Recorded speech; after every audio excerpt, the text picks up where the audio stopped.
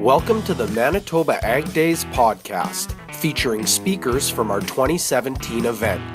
This podcast features Brian Perillat from CanFax, and his talk is called Record Rally, Record Decline. Now what?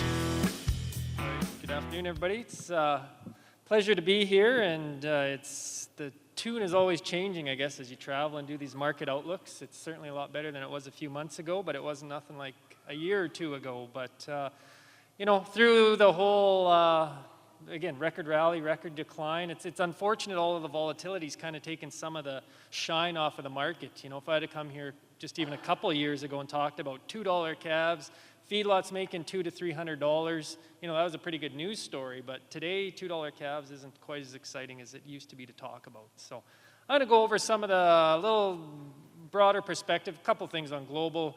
Really, we're going to talk about why and what happened, and a lot of that we're going to be driven off the United States market, obviously, and walk through just some of the key factors there, and then talk about what's going on in Canada and some of these market implications and key factors to watch in terms of what some of this volatility means to calf prices.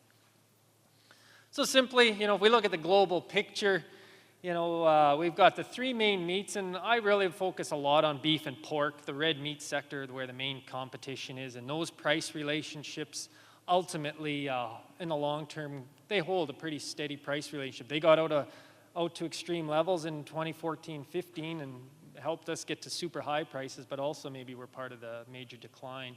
When we look at that and we look at the global stage, we always hear about, we're going to have over 9 billion people to feed by 2050. They are going to consume more food, need more food, but ultimately, as a beef producer in the beef industry, we need to increase wealth. Unfortunately, a lot of the population growth is in poorer countries where they can't afford beef, and if that's the case, it really doesn't do much for our beef demand. Looking at the charts, again, as people move into more protein, continue to grow more poultry, more pork, beef just very, very marginal incline, but basically flat if we're to go back to early 2010. So globally, that's the good news story in terms of as people do grow wealth and demand beef, they're looking to import it, whether it be China and Asia. They can grow chicken, they can grow pork, but they want to import beef, and that's where Canada's well positioned. But if we look at the global markets and we hear lots of the excitement about China and all of these other countries that are going to import beef, it's very incremental changes. Ultimately, these export markets are critical to our success. We've seen, all of the hide values and different values of organ meats and all those kind of things. They're worth like almost a couple $100 or $150 a head. Things like tongues, they all go to Japan, and that's where they'll pay double, triple the price we could ever get here. And that's where we focus on building global demand and opening new markets. We maybe don't have a lot of steaks in that to send over there, but that's not what they're consuming, and that's not what they're going to pay the premiums for. So that's where the global market really adds value to the industry. But it's not a get-rich-quick scheme. It takes time, it's small changes to get into those markets. And ultimately, as we get a price signal to produce more food, and whether it be canola, wheat, pork, beef, we can always meet that demand in a hurry, and that's part of what's happened in this market in the last year. We've increased meat production much faster than we thought, given the price signals, and then we're back to these old price levels. So that's just a little bit I want to touch on global. As I mentioned, if we look at North America and look at the U.S. specifically and their hog markets, at one point the wholesale price of beef was 4 times the price of pork there back in 2014, and long-term average is 2.5 times. So it kind of got stretched, and that helped us push beef prices higher, but it's also, again, we're now back to beef a little over 2.5 times. We are still slightly higher priced than pork. Unfortunately, this is the pork futures chart. That's the pork prices. They had that huge spike in 2014. They had PED virus. They lost, estimates of 8 million piglets. Strong exports. Their market went through the roof. Much like us, and within a year, pork prices were back to 5-year lows, and then as of last fall, pork prices hit 14-year lows. And, part of that was the capacity issue. They weren't even sure they could slaughter and process all of the hogs they had in the United States due to the big, they had a lot more sows around and continued increased productivity. So again, when we talked about the beef price and pork price as they sank, that definitely was a weight on the beef market. And looking forward, unfortunately for the pork side of things, they're looking at putting in 3 new big processing plants in the United States. they just look at cranking out more and more hogs, and we're looking at record pork production for potentially 4 or 5 years in a row. We've had 2 or 3 years, and now we're looking at a couple more. So that's been a big adjustment. Again, that's priced into the market. I'm just kind of saying what has happened. The beef market, similar story, but it's actually as volatile as it's been. It's been a lot more smooth than pork. We had about a 5-year rally. This is, again, the U.S. futures markets. And we'll talk about how the futures markets affect Canada, because they absolutely do. But we got to watch these bigger trends. We had a rising. We kept talking about tighter and tighter beef supplies, and they kept coming or getting pushed off due to drought and other things. And finally, we had the culmination of that in 2014, which is almost 2 years ago. And since then, we've been trending down as we've been looking at more meat coming on the market. As you can see, we've had a pretty good bounce on the bottom piece there. It's come up. We've seen prices rally 20% in the last little while. So, and hence, calf prices, everything else here in Canada is also moving with that. But again, the bigger term trends, is still down, mainly for the fact, hopefully we've found some value points where we are going to, whether we're going to continue to see volatility, maybe some more stability, and maybe go more sideways than having these big increases and decreases. But on the other hand, there still is more downside risk. There's a lot more cattle out in the United States. And if we look at this chart, this is the chart showing the purple line is showing you the number of cattle in the United States, and the black line on top is beef production. Now, it's rather interesting, as we got shrunk the herd in the United States, beef production has stayed relatively flat. We see that decline in 2014. The other decline back in 2003 and 2004 was their BSE case. But, we saw the drop off in 2014, saw a huge price increase just due to that little blip in the line. If we look at it today, we're back to where we were 2 to 3 years ago. And again, our prices are similarly back to where they were 2 to 3 years ago. The issue we're going to look at, if we look at beef production and continue to project forward, 2017, another 5% more beef. There's over 2 million more head of cattle in the United States outside of feedlots that still have to get put on feed, produce beef.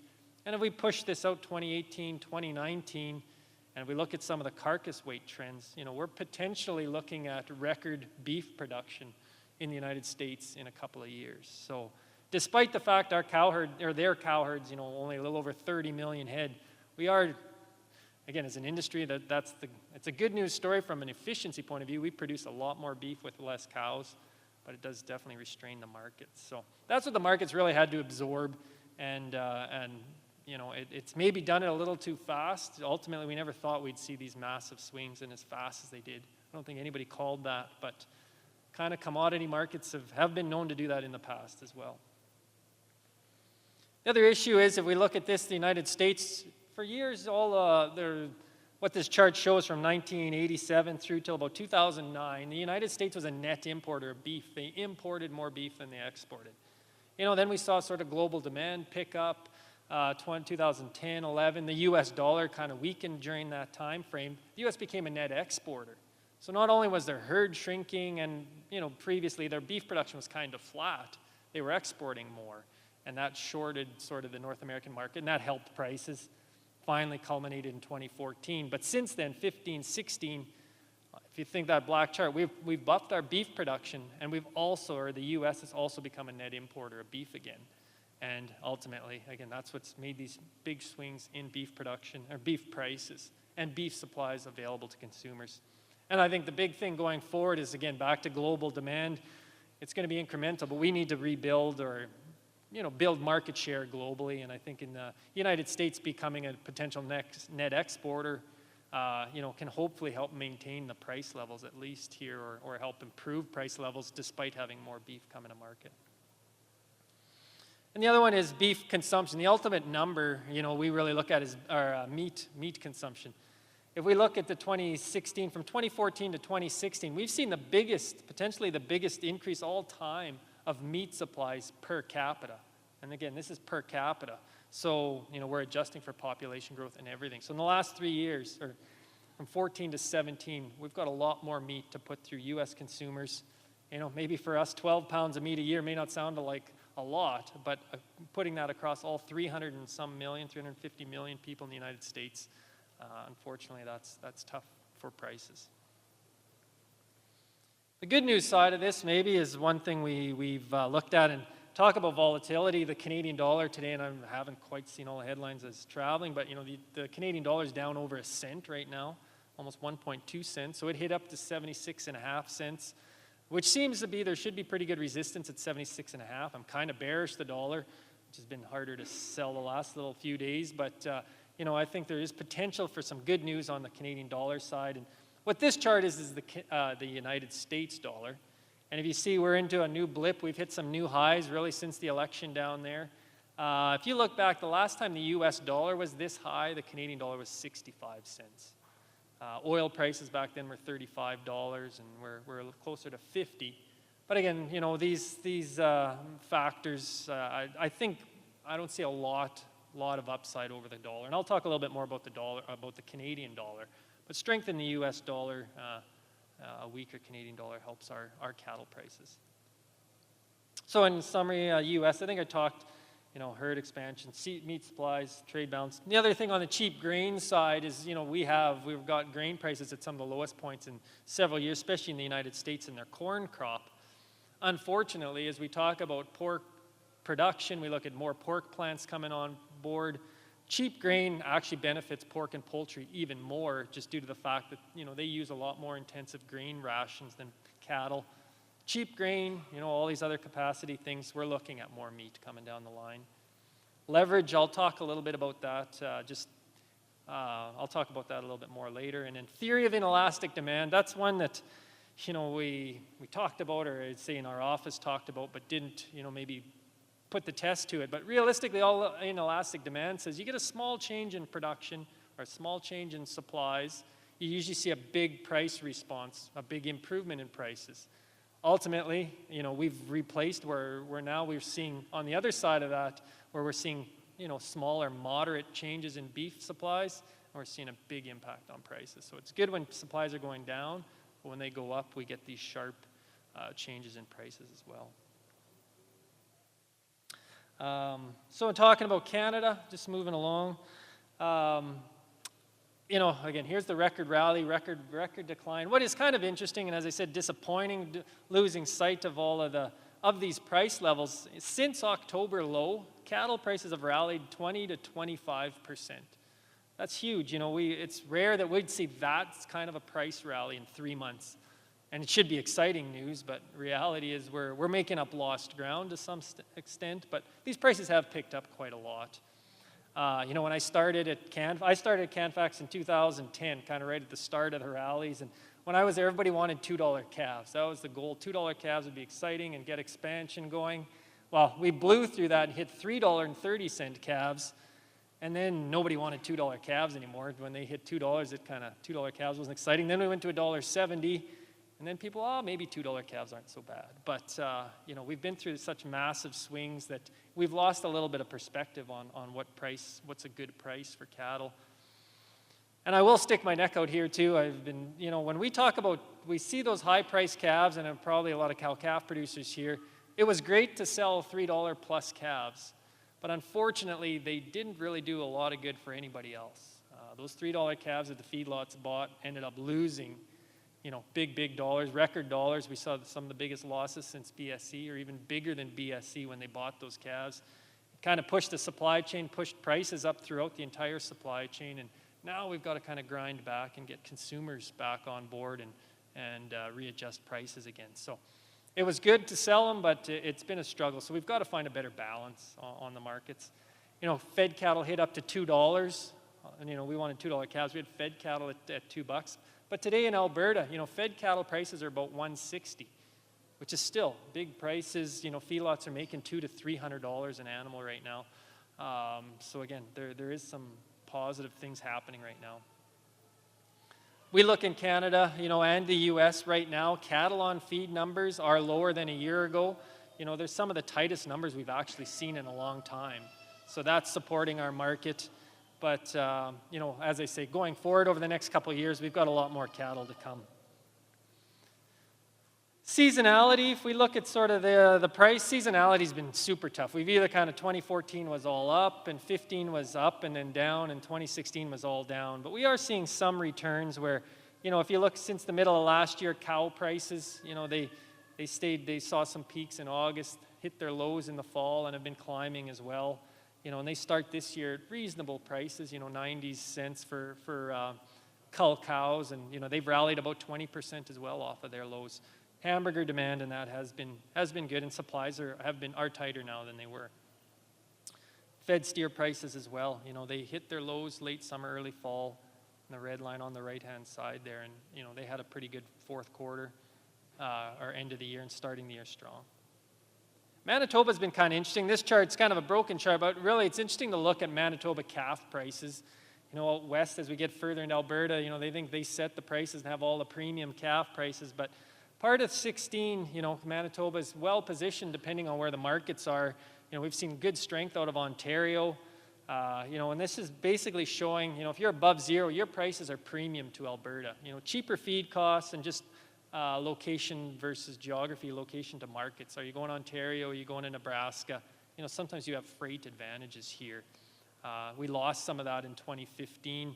The U.S. interest really dried up in cattle, and Manitoba lost the premium. But you're still seeing fairly strong calf prices relative to other parts of Canada. The other big one, and we'll talk a little bit more about this, is the Canadian dollar. Touched on the U.S. and what this shows is from 1980 basically to now, the long-term average of the Canadian dollar is 80 cents.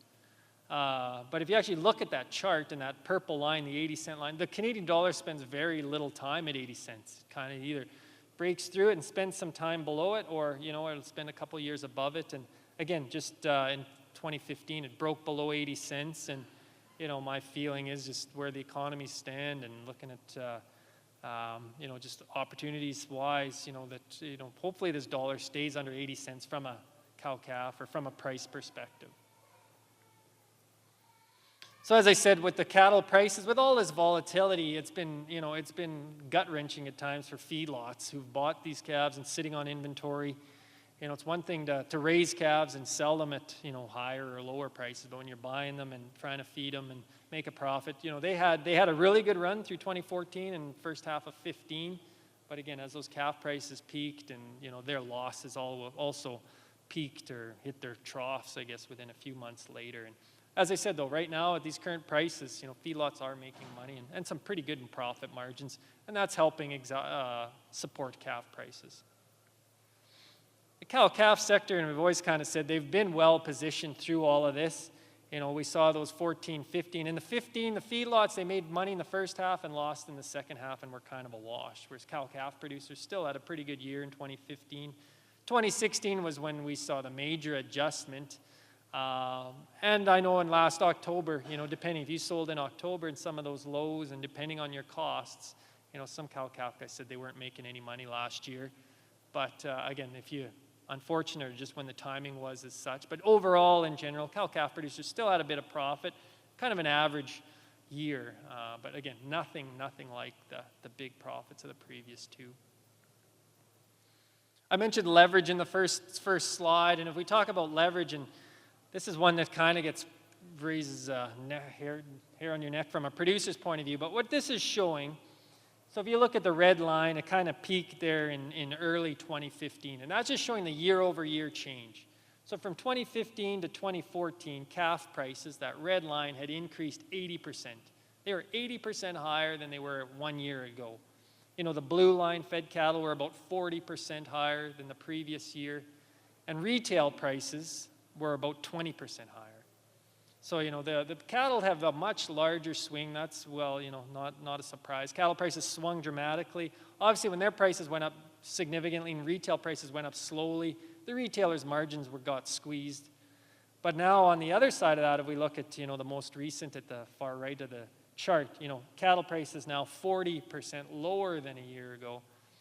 Calf prices are, fed prices 20%, and retail prices are somewhat flat.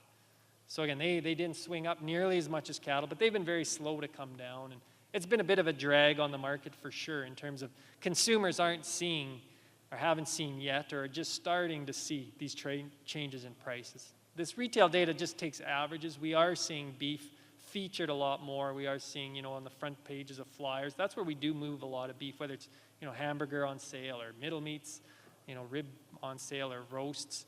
That is where we get the meat flowing, get the price signals to consumers. They consume more. Demand for beef has still been strong. So as they pull more beef off the shelves, that'll pull more cattle forward. And we are starting to see that. But it took a year, unfortunately, where the retailers, they got squeezed in 14 and part of 15, but they've spent a year and a half kind of making their margins back or improving their margins. Hopefully we can find a little bit of a better value point for beef versus pork. So what's this all mean in terms of Canada? We've seen these ups and downs. We've seen the U.S. is into, I didn't say that one, but their cow numbers grew much, much faster than we anticipated. There was a lot of things going on. Demographics, we talk about the older producers and they're not going to expand. Well, the U.S. had one of their fastest expansions in the last 40 years. So again, it puts it's a lot faster than anticipated. Canada's been nothing really, very, very flat the last 2 to 3 years.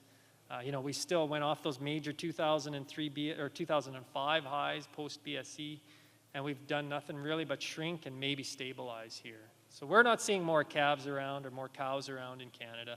Just hasn't been an appetite. And that said, a lot of producers took those $3 calves, sold them and took the money and pocketed it. And looking back now, that was actually, that worked out quite well versus having the expensive breeding stock. So maybe at these price levels, we are hearing, guys, and even last year, some heifers did get exposed.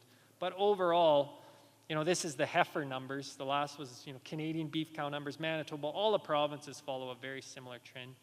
This is showing you our number of beef breeding heifers we have on July 1st. And again, we see a slight little uptick in 2016. We actually saw cow marketings higher in 2016. So really, we're only keeping enough heifers to replace the cows. We're not growing the herd. We've got a little over 600,000 breeding heifers. The big expansion years, we had 800,000 and 900,000. So we're way short of getting into any expansion mode in Canada. So again, for producers, it's not all bad because, the guys who have the calves are the ones that get paid if there are less of them around or not as big expansion. Kind of combining a few ideas I've talked about in terms of growing meat production off of less cattle.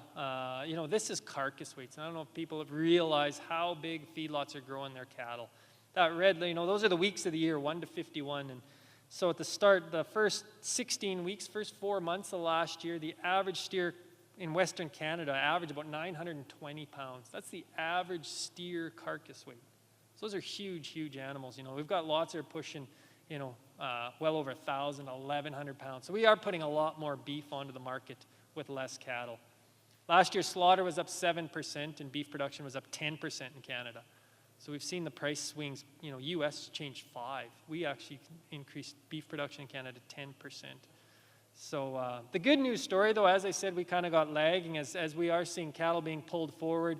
This week, our steer carcass weights are now 33 pounds lighter than a year ago. So we are getting more current, and that helps take some of the beef off of the market. But you still take 33 pounds off a year ago's weights, they're by far the second biggest we've ever seen. So we are producing that extra tonnage. And it's also important to remember that a lot of that is, it's lower quality, cheaper, fatty trim. It's not high value beef. So if you're adding, 5% more beef to these cattle, you're adding 5% very low stuff. So that drags kind of the average prices down too when you're adding a lot of that fatty trim. And that market's been under a lot of pressure. So if you think about it, we haven't really expanded yet. I'm saying here we've increased beef production 10%. How do we do that? And ultimately, it's about exports. We export between 800,000 and 1.2 million head of cattle a year. And again, when I talk about beef production, I do include the fed cattle we export. But the reason we kill more is we just didn't export any feeder cattle. So as tough as these markets have been, and it's quite surprising, our feeder prices have been every bit as strong as the U.S. And sometimes we were importing feeders last fall out of the U.S. So again, our prices were under pressure, but they weren't actually under as much pressure as the U.S., even adjusting for the dollar. So even if our dollar was 75 cents, we could go down to the U.S. and buy calves down there cheaper. So they've seen some massive, massive price swings. And by keeping the exports in Canada or not exporting the feeder cattle, we've fed them out, and we've got more fed cattle around. So that's how we do balance things with our numbers. So it is actually some other good news on these. We look at these markets today. As I said, feeder cattle prices, we were importing feeder cattle, kind of a choppy chart. But if you look at that black line, usually Canada is a discount to the US market. So our prices, they set the price, we adjust for the dollar, and roughly we're back transportation, $10 a hundredweight. So that black line overall would average about 10. Last year, for much of the year, our prices, again, our fed cattle prices were premium to the United States. So despite, again, our price issues we had here, our fed cattle have been extremely strong. So that has kept some more, whether you realize it or not, indirectly, it has kept more money. And that red dot, again, we're starting this year, our cattle are worth more than the United States fat cattle. So very, very rare, and this hasn't had a year where we spent that much time premium to the U.S. So that is a good news story. The weak Canadian dollar, part of that is, if you look at the packers, if they've got packing plants on both the U.S. and in the U.S. and in Canada, which they both do, when our dollar is 75 cents, and they look at their labor costs, really, they're comparing the two. They're paying 75 cents on the dollar in Canada, so they can maybe pay a little more for cattle because they are having some labor savings. And what that has all meant, I think one of the concerns we've seen in Canada the last, previous in 13, 14, as our cattle numbers dropped, and in 14 we exported all sorts of feeder cattle. That red line is showing the number, that's the slaughter capacity in Canada. So you can see post-BSE we built plants and increased the capacity, and all of them ended up closing, and then we've even closed to more, Moose Jaw, Calgary had a plant, there's a plant in Quebec all closed there in 2010 to 2012. But we can kill about 63,000 head of cattle a week in Canada. And if you look at the blue line there, again, last fall, we actually peaked, and pretty much the plants, they have to run full out, run 6 days a week, and they were to process all of the cattle we had in Canada. So they were making money, obviously. They had some pretty good margins in there, but the cattle were here, so producers had to move them. But despite that, they were still paying a premium to the U.S. So that was supportive. And what I was going to say back in 14, the concern is, could we lose another plant? If we don't keep cattle around, that was ultimately the concern. And, I think we've sort of balanced that market. Hopefully they can sustain themselves. And to the point now in Alberta, there's a beef plant, Harmony Beef, that used to be a rancher's beef plant that opened after BSE. They've been working on that plant for about 2 years, but they are pretty adamant they will be starting to process cattle at the end of February of this year. So we'll actually be adding to that capacity. We'll have our first new, not a new, but reopening of an old plant that we've seen in a long time. So that plant kills 800 head a day on a single shift.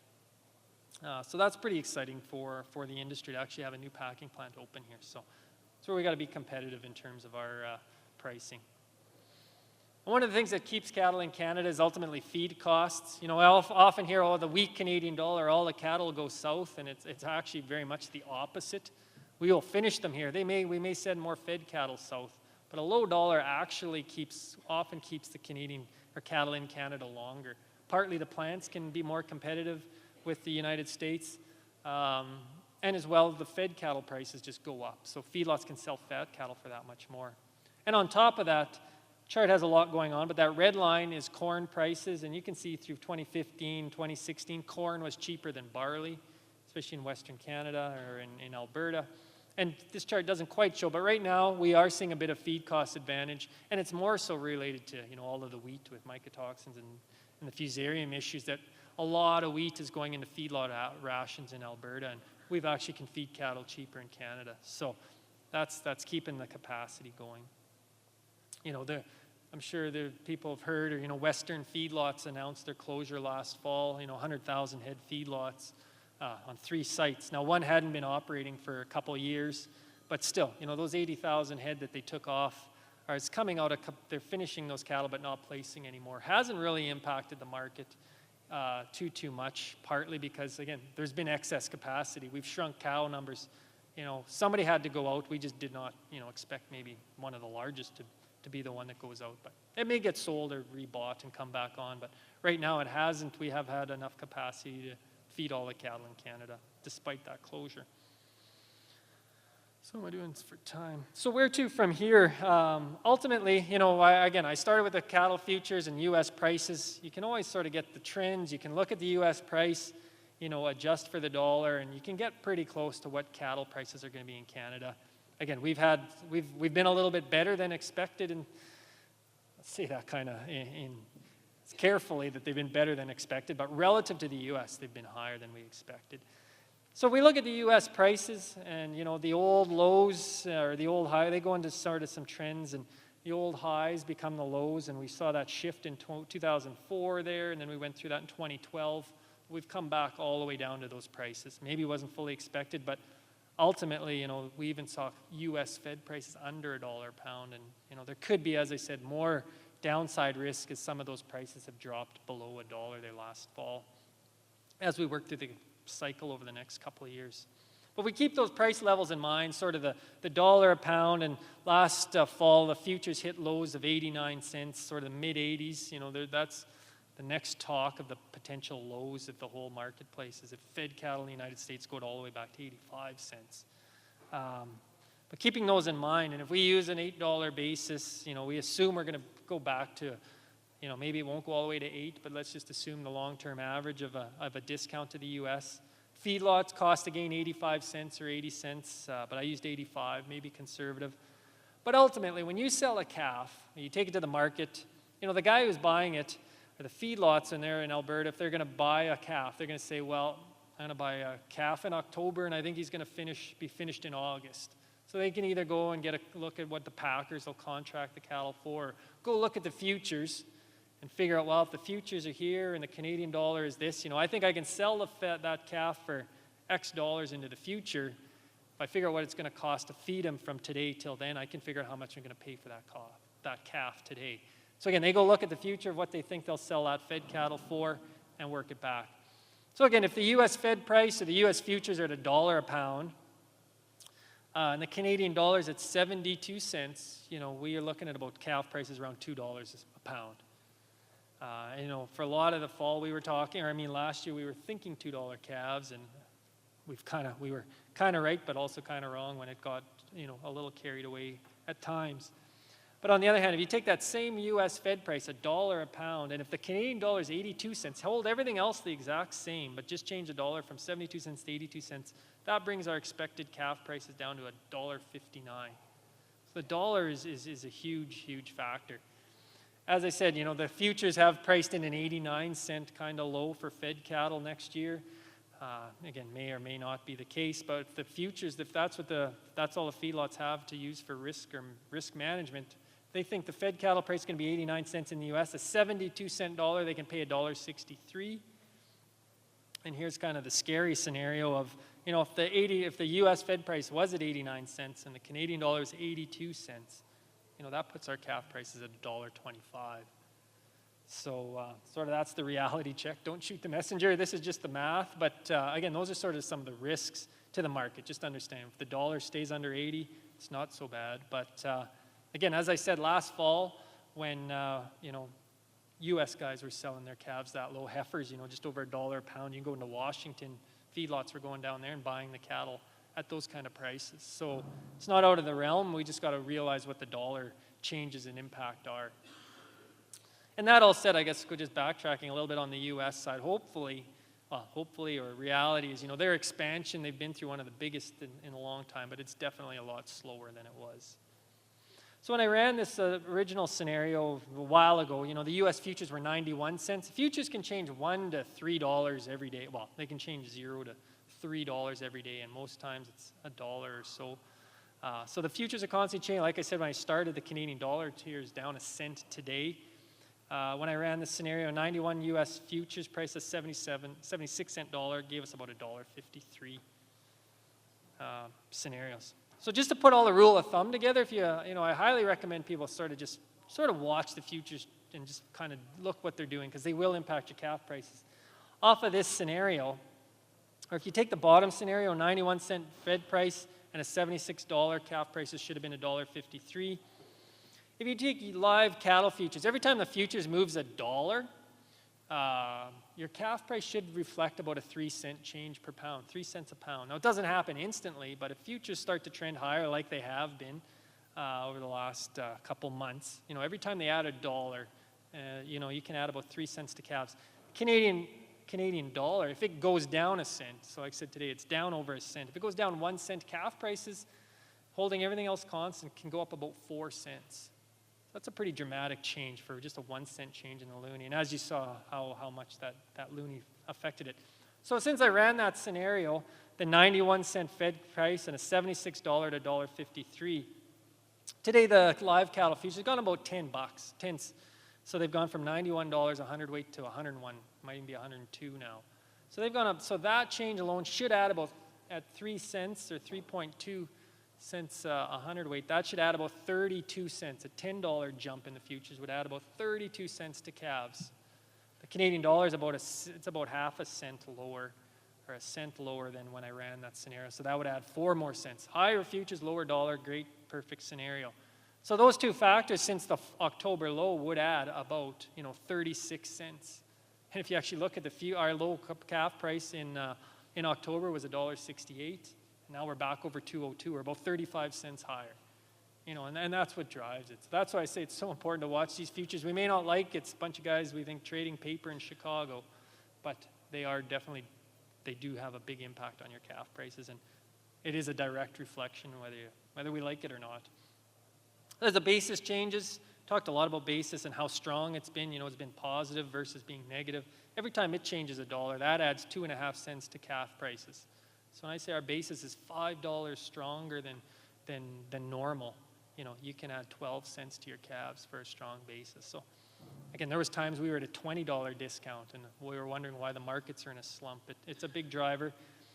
And barley prices, I said grain prices quite cheap. Every time I look at it, about 50, if grain prices drop or barley or feed grains drop about 50 cents a bushel, that helps calf price about 10 cents a pound. So again, last fall, when everything was really down in the dumps, so was grain, fortunately. It had dropped almost $1. And that dollar change in barley prices helped calf prices 20 cents. Now, calf prices continued to go down, but if it hadn't been for grain, it would have been even worse. On the productivity side, it's sort of interesting to track some of these. As I showed carcass weights, cattle are getting bigger and bigger. And if you had the same calves, you had 2 steers they could look exactly the same. But one's going to grow up, they're both 550 pounds. One's going to grow to 1,500 pounds and be finished at that weight and be done. Where the next one, he can grow a little longer, has a little more growth potential. He can go to 1,550 pounds under the same feeding conditions. That calf that can put on 50 more pounds is worth 2.5 cents a pound more than the other one that finishes earlier. If that one can convert feed better, feed conversion is the ultimate thing in the feeding sector. How many pounds of feed you have to put in front of it to gain a pound. And if you have a calf that it takes 6.8 and the other steer takes 5% less, what's that, 6.4, let's say. The calf that can convert 5% better takes just that quarter of a pound less or whatever feed to gain a pound. He's worth 4 cents a pound more, that calf. And if you have healthy calves, death loss, we talked about health earlier, and if you've got healthy calves that don't die, and usually healthier calves convert better as well, but even just the death loss. So if your calves have a 1% death loss and the feedlot, let's say, has a 2% death loss, a group of calves with a 1% better death loss are worth 3 cents a pound more. So you could have 2 steers that look identical, really, to the eye, and unless you have the data or background to support it, you don't know. But those 2 calves could look identical, but on those 3 factors, there's 10 cents a pound, just like that. So, and that's another big argument why are heifers at such a discount to steers. Big one is outweights. You can finish steers so much bigger if you can put an extra 100, 150 pounds on a steer. There's 7.5 cents, never mind all the feed conversion issues or death loss and health costs. All of those reasons are why heifers, are back. And maybe we've seen that spread widen. It's a common question, and really a lot of that is due to the fact that they're growing the cattle so much bigger, they can get more out of the steers, so they're willing to pay even more now for steers relative to heifers. So that's kind of that summary. Just about done, just wrap up. A little thing on trade, I guess. There's always, again, export markets. We export almost 45% of our beef. It's interesting or frustrating. BSE was in May 2003. We're still opening borders or getting over issues related to BSE. This October, the Mexico opened up to over 30-month of age beef. They did not take it out of Canada prior to that. So, and that's all related to BSE. So that does give us, we used to ship a fair bit of cow beef, white fat beef to Mexico. The market's changed so much, I'm not sure how much is going, or we have to redevelop that. But again, we're still opening new. China's another issue with bone-in beef due to BSE. So we're still dealing with that.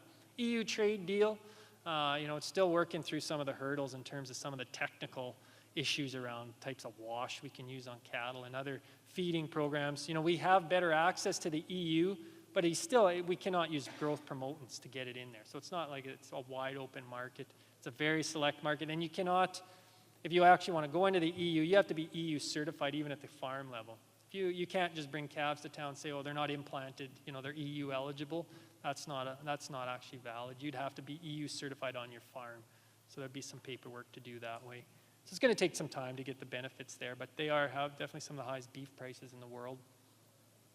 TPP, the Trans-Pacific Partnership with Asia and the US, and Japan's the main one there, but I think Donald Trump's that's one he's been holding on to that he doesn't really like, so not sure that can work. But Australia has an import. We pay, I think, something like 30% tariff on Japan.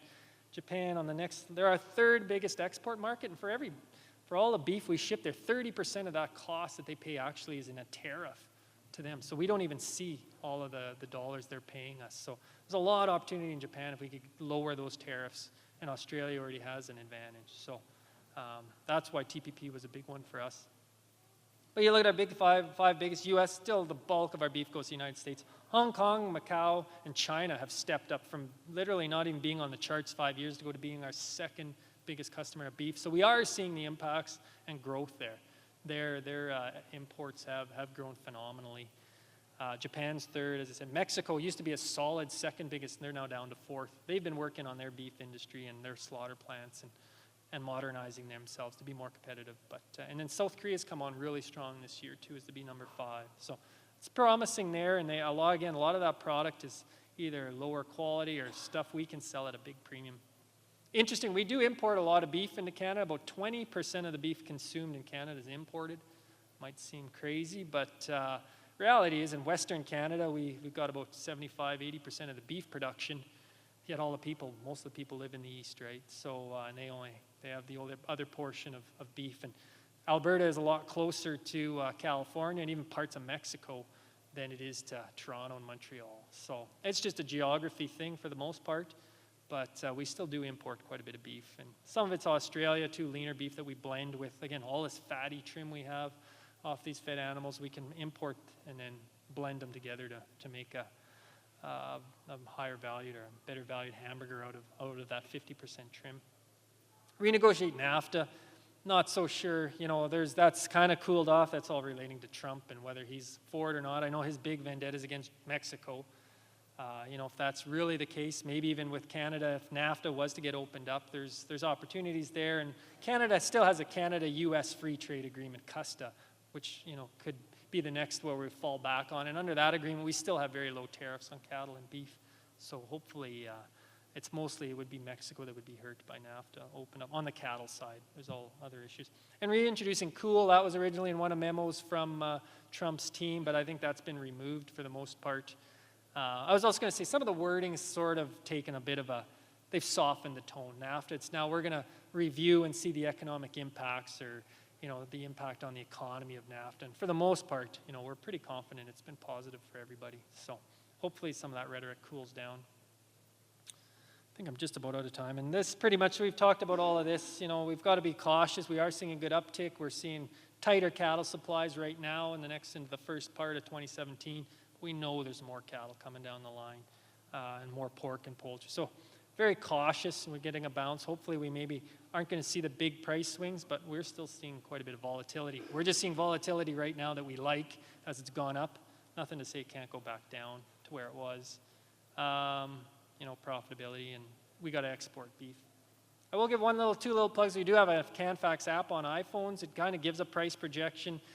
It's more of a guide. It's not always exact because basis and so many things change. But you could see basically, if the Canadian dollar and the futures change, how much do calf prices change. And you can also get price insurance tables off of the app too.